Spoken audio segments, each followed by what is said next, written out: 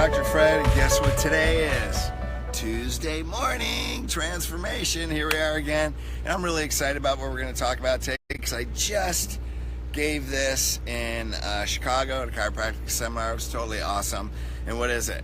Leading from the inside out. Why are we doing that? Because we're spirits on a human journey. We're here to contribute. We're here to make the world better. We're here to solve problems, and this is our soul path. Because we have a purpose of why we're here. How do you know that you have a purpose? Well, take a little mirror in your hand and then put it in front of you and breathe on it. And if it fogs up, that tells you you still have more stuff to do. So if you're fogging up that mirror, you are a leader. Why are you a leader? Because we're here to make a change. We're here to make the world different. We're here to break the status quo, not be satisfied with things are, contribute to the lives of humanity, and make a difference that makes people's lives better, find God within themselves, and live a more fulfilling life. So here's what we're going to do. I teach leadership principles all over, but I found Brandon Burchard, great leader, has millions of followers, life coach, and he developed, kind of packaged it into 6 E's, the letter E, 6 E's of daily practices that leaders do every day. So I thought it was a great package. We're going to go through it today. Okay, first thing great leaders are is they're visionaries. So the first E is great leaders envision. What's that mean? They have a vision that's compelling. They know how to articulate it. It drives purpose. It brings out inspiration. And what it does is it shuts down the voices of doubt. It doesn't care about the naysayers. It doesn't care about what people say that you can or can't do. So what's it do? It gives them a purpose and a burning desire to go beyond the status quo, to make changes, not to keep the world the same, but if we're here, we want the world to be different because we live. Wouldn't you agree? So we don't listen to those voices. People say what we can't do. Hey man, look at Thomas Edison. Look at all the great inventors. Look at Steve Jobs, right? Look at the iPhone, all the people that said he couldn't do it.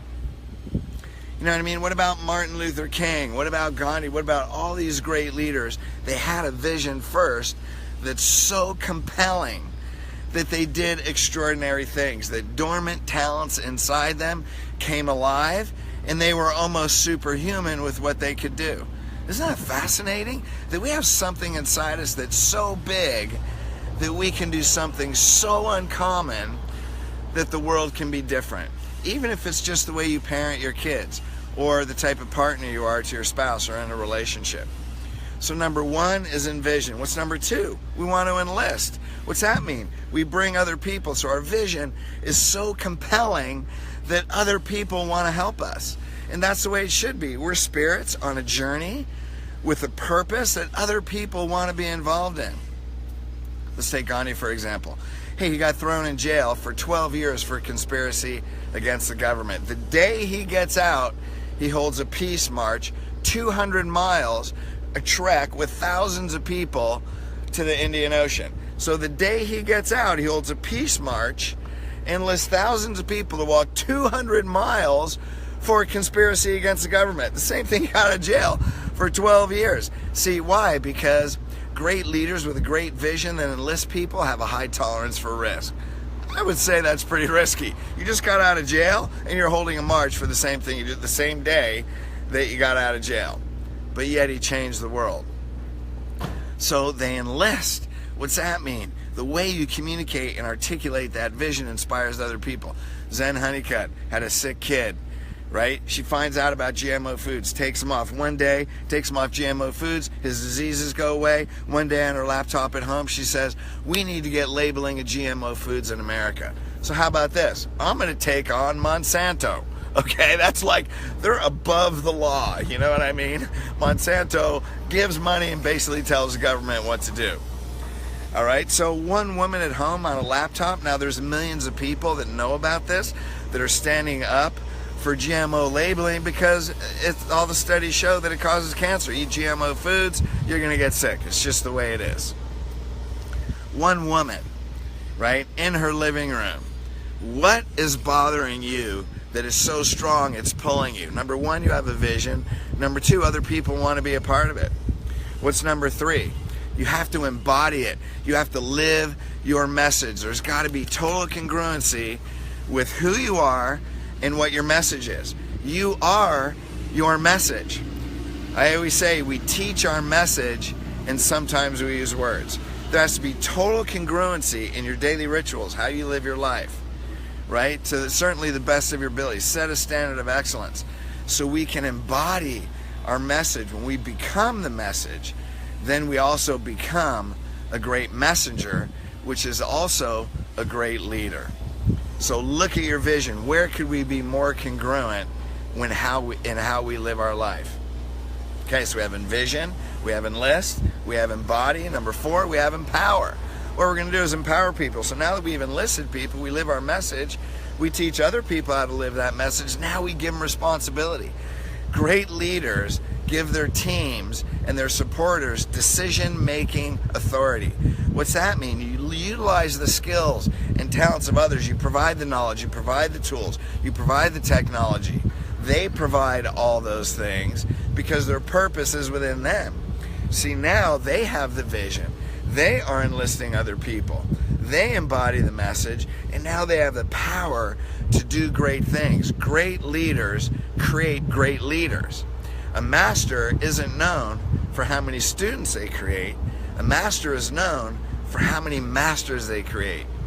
When you're a great leader, you want to create great leaders that go beyond what you can do, right? That's a strong culture. So we have envision, we have enlist, we have embody, we have empower. Now what we're going to do is we're going to evaluate. Number 5, what's that mean? Hey, we set core values in our culture. What's that mean? As we grow, are we living to our core values? Or are we outside those boundaries? That fractures a culture from the inside out. Do we have a standard of excellence, and are we living by that? Do we put relationships first? Because relationships is a strength of your message and your power and your culture. And as you grow, are all those things maintained? See, the problem is the more successful people become, or their companies or organizations or their movements, then sometimes with so many people, the core values are fractured. Now your culture becomes fractured and disseminated from the inside out. So have your core values, have your standards, have your boundaries, right? Put relationships first, and now a culture has power and grows. Then we have number 6, encourage. Hey, you got to be a cheerleader. Great leaders are positive. They encourage others. They continually talk about the mission. They keep and their vision in front of other people. They acknowledge. There was a study out of Harvard about building great cultures. Great leaders acknowledge their team members. What's that mean? You're positive, right? You give accolades. You reward performance. So pleasure makes change permanent, right? Pain initiates change, but that's not long-term for a culture. Pleasure makes it permanent. So great leaders are great cheerleaders for their team. When something goes wrong, they take responsibility. When something goes right, they give accolades to others. That's a level 5 leader from good to great. So what do we have? Envision, right? Let's go beyond ourselves. Let's have a tolerance. Let's have a burning desire to break the status quo and move beyond. Let's have a high tolerance for risk. Let's have our purpose be compelling. Then we enlist, we involve other people because that's why they're here. It's their sole purpose as well. Then we embody it. We become the message because we live that way. Now we empower others, give them decision-making capabilities so they can move forward and expand it on their own. Right? Then we evaluate, we make sure we're living by our core values, we make sure we have a standard of excellence, and we keep relationships first, and then we become a great cheerleader. We give rewards and acknowledgement. We take responsibility, and then we give great acknowledgement and appreciation. So there you go. 6 E's. Thank you, Brendan Burchard. I put my own spin on it. These are principles of great leaders because you have a sole purpose. See yourself as a great leader, and you'll watch your sole purpose become fulfilled. See you next week.